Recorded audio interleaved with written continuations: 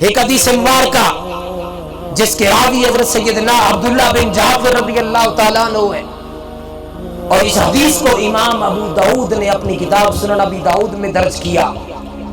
وہ فرماتے ہیں کہ تاجدار کائنات صلی اللہ علیہ وسلم صحابہ کے ساتھ ایک انصاری صحابی کے باغ میں جاتے ہیں۔ باغ میں جا کر کیا دیکھتے ہیں کہ ایک اونٹ ہے، اونٹ اس نے حضور نبی اکرم صلی اللہ علیہ وسلم کو دیکھ لیا۔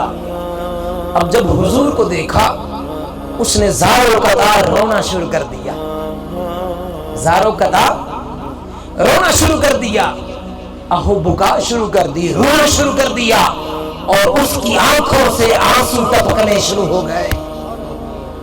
اونٹ کے آنکھ سے آنسو نکلنے لگ گئے۔ اب جب یہ کیفیت ہوتی ہے، حضور نبی اکرم صلی اللہ علیہ وسلم صحابہ سے پوچھتے ہیں، اے صحابہ بتاؤ تو صحیح کہ یہ اونٹ کس کا ہے؟ اونٹ کس کا ہے؟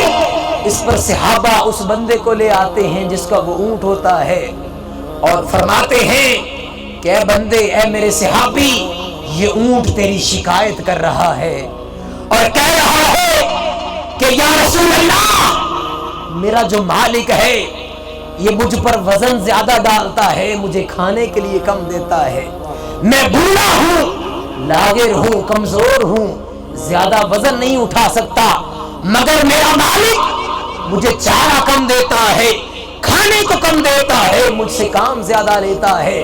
حضور فرماتے ہیں، اے میرے امتی، اس پر رحم کر اور اس پر ظلم نہ کر۔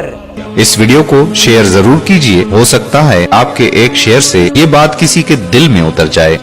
جزاک اللہ۔